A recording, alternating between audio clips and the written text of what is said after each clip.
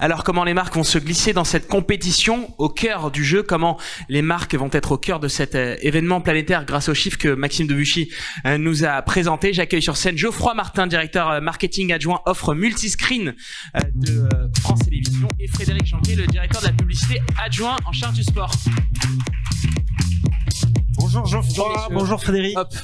Bonjour messieurs. À la maison, on est à la Merci cantine de France Télévisions là en fait. Oui, Voilà. on aimerait bien. Nous, on est à la régie, alors on n'a pas de cantine pour l'instant, mais on va vous rejoindre bientôt. On va être beaucoup plus proche du siège, donc on sera ravis de pouvoir en profiter. Je vous conseille la cantine de France Télévisions. Allez, burp. Allez, Geoffroy, en tant que régie publicitaire, comment on prépare un événement comme les Jeux Olympiques et Paralympiques de Paris 2024 quand on se dit, ça y est, on est face à une montagne exceptionnelle et elle arrive là en face, quoi? Alors, vous le dites, Mohamed, c'est déjà quelque chose d'exceptionnel. Donc moi, j'entends ce qu'on disait juste avant. Hein. Ouais. Effectivement, il y a parfois un peu de négativité autour de cet événement. On l'entend aussi dans la presse de temps à autre, mais nous, on est hyper fiers, hyper heureux de pouvoir contribuer, participer à cet événement chez France Télévisions Publicité et pouvoir y contribuer à notre manière. Donc c'est un bonheur. Par contre, ça nécessite forcément beaucoup de travail et beaucoup d'anticipation. Donc comment on le prépare? Déjà, le maître mot, c'est l'anticipation. Ça fait plus de 2 ans qu'on travaille sur ce sujet quasiment quotidiennement. On a lancé une équipe en interne au mois d'avril 2022. On a lancé nos offres sur le marché en novembre 2022. Donc c'est beaucoup de travail en amont. On a tous les meilleurs experts de la régie qui sont concentrés sur le sujet. Et ça nécessite aussi évidemment une proximité extrêmement forte avec notre éditeur. Donc notre éditeur, c'est France Télévisions, bien sûr, mais c'est surtout sur ce sujet-là la direction des sports. Donc on travaille en étroite collaboration avec la direction des sports. Ça se passe extrêmement bien. Ils nous abreuvent d'informations. On a besoin beaucoup d'informations et on en a. Et donc travailler ensemble de manière très proche, c'est fondamental. Le troisième aspect qui me semble être central, c'est de se concentrer sur les besoins, les enjeux exprimés par nos partenaires annonceurs. Voilà. Parce qu'on le rappelle, les Jeux Olympiques et Paralympiques de Paris 2024 sont à suivre en direct, en intégralité et en exclusivité sur France Télévisions. Si je le répète pas 10 fois dans la matinée, j'ai une cible rouge qui est là, que vous ne voyez pas. Frédéric Janquet, vous êtes le directeur de la publicité adjoint en charge du sport.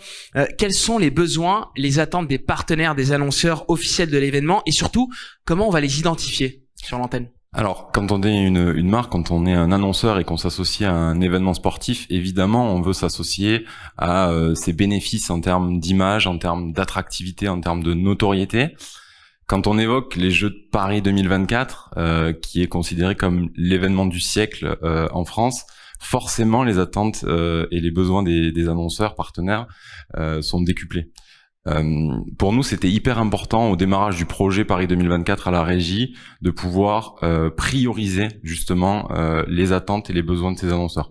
Donc, il a été nécessaire pour nous à plus de 2 ans de l'événement, c'était en avril 2022, de pouvoir identifier ces besoins-là. Donc, on a mis en place des workshops.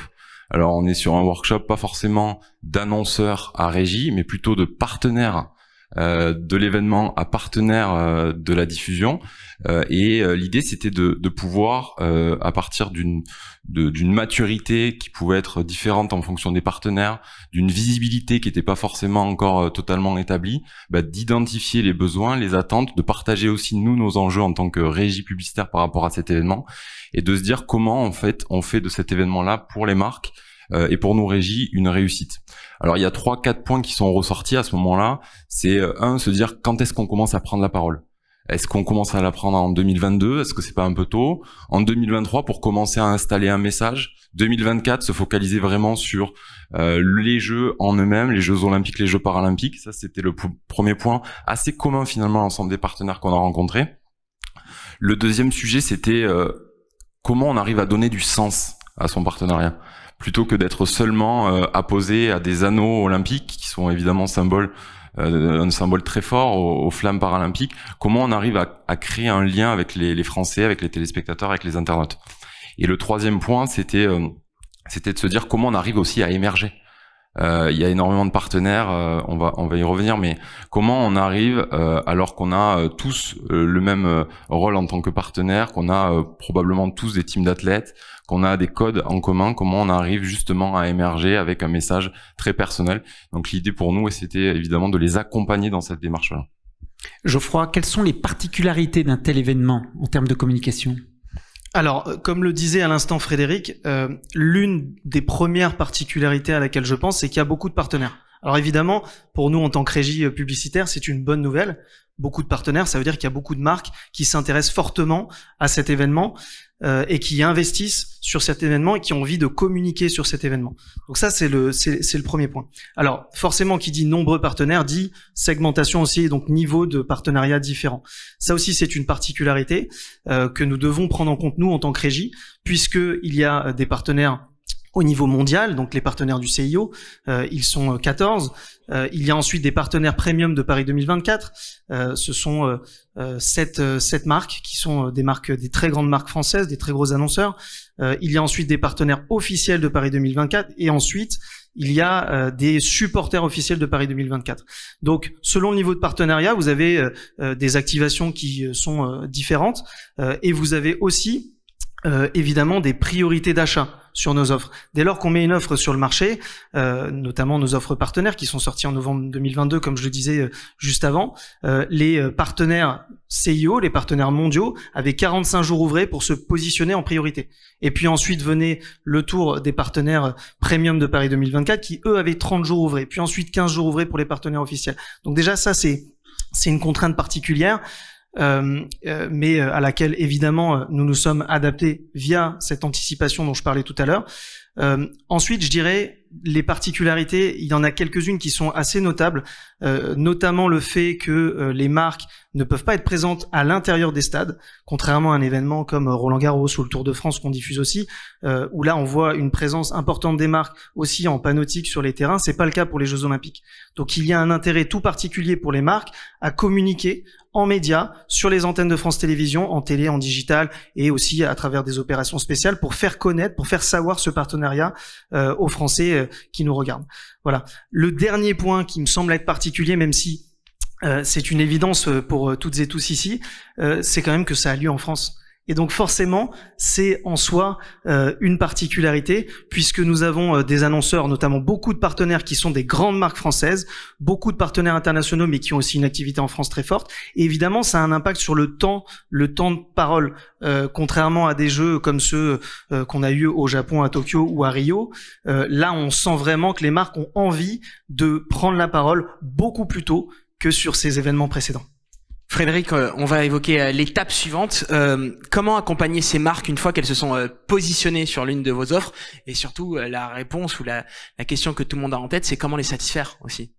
Clairement, c'est vrai que les marques nous ont fait confiance assez tôt. Finalement, c'était fin 2022. Et finalement, l'aventure, elle commence à partir de là. Elle commence à partir de là. On est dans un bateau avec la marque, avec son agence média. Et l'objectif pour nous trois, c'est d'arriver à bon port. On sait que le Belém va arriver bientôt avec la flamme le 8 mai, ça sera sur France Télévisions aussi d'ailleurs. Et pour nous, l'enjeu, il est aussi de tenir la promesse, l'engagement qu'on a auprès de ces marques qui nous ont fait confiance. On a proposé des offres assez exceptionnelles qui combinent finalement l'ensemble des leviers de visibilité sur l'écosystème de France Télévisions, que ce soit en sponsoring télé, en digital, sur les réseaux sociaux. On a créé des opportunités de visibilité exceptionnelles aussi. Un dernier écran publicitaire juste avant le démarrage de la cérémonie d'ouverture. Un billboard unique qui sera sur la cérémonie d'ouverture et de clôture sur lequel nos 8 partenaires majeurs seront associés. Cet engagement, il est important pour nous. On accompagne les marques finalement au quotidien. Il y aura un avant et un après-jeu sur la proximité qu'on a pu créer avec eux. Et puis l'objectif aussi, c'est de se dire comment on arrive à personnaliser chacune de ces offres-là pour créer finalement un sur-mesure qui correspond à des temps forts qui sont spécifiques en fonction des marques. Par exemple, Coca-Cola ou BPCE, qui sont partenaires du Relais de la Flamme, ne vont pas communiquer de la même manière qu'un Carrefour qui va être plutôt sur le bien manger, ou un partenaire comme Samsung qui va être plutôt sur l'ouverture. Bref, tous ces sujets-là, il faut les travailler au quotidien, avec une grande proximité, et notre rôle pour évidemment maximiser le niveau de satisfaction, c'est aussi de connaître leurs critères d'évaluation sur en quoi cet événement, cette communication sur les Jeux de Paris 2024 sur France Télévisions sera une réussite pour eux. Donc on les a interrogés par rapport à ça, sur ces critères-là, et notre médaille d'or à nous finalement, c'est de se dire qu'à la fin des Jeux, on aura coché chacune de ces cases, et c'est vraiment le gros enjeu pour nous en tant que régie. Vous l'aurez, cette médaille d'or, Frédéric. Cette question, elle est pour vous deux, et il reste moins d'1 minute 20. Est-ce qu'il est encore possible pour des annonceurs tiers de communiquer autour de l'événement, autour des JO et des Paralympiques? Alors c'est effectivement possible. Il faut évidemment prendre en mesure ce qu'évoquait Geoffroy sur les priorités d'achat, sur le fait aussi que les annonceurs tiers ne peuvent pas s'associer directement au code des Jeux Olympiques. Néanmoins, pour nous, l'enjeu c'est aussi que cet événement-là soit ouvert au plus grand nombre, à tous les annonceurs qui ont envie de participer à la fête, un peu comme Paris 2024 qui dit ouvrons grand les Jeux. Pour nous aussi, l'enjeu c'est de pouvoir accompagner toutes les marques qui ont envie de communiquer, et notamment des marques qui n'ont pas forcément l'habitude de venir jouer du média télé. Et donc on le sait aujourd'hui, on a déjà quasiment un tiers des marques non partenaires qui sont déjà présents sur notre écosystème. Geoffroy, en un mot? Ouais, je vais compléter juste en disant qu'on a récemment, par exemple, ouvert l'achat au spot à spot sur notre plateforme d'achat d'espace qui s'appelle AdSpace, que certains d'entre vous connaissent déjà. Nous avons aussi lancé nos offres 100% digitales.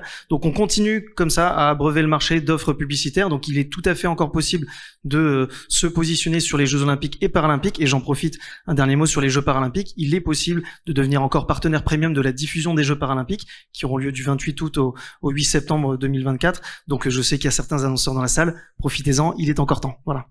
Surtout que les JOP seront à suivre en intégralité sur France 2 et France 3. On évoquera ça dans quelques secondes avec Laurent-Éric Lelay, le directeur des sports de France Télé. Et qu'elles feront de très belles audiences fin août, début septembre. Exactement, on en est convaincus. On en est tous convaincus. Merci beaucoup, Geoffroy Martin. Merci Frédéric Jonquet. Merci beaucoup. On aura le plaisir de voir les activations liées à la marque France Télé pendant la compétition dans quelques semaines.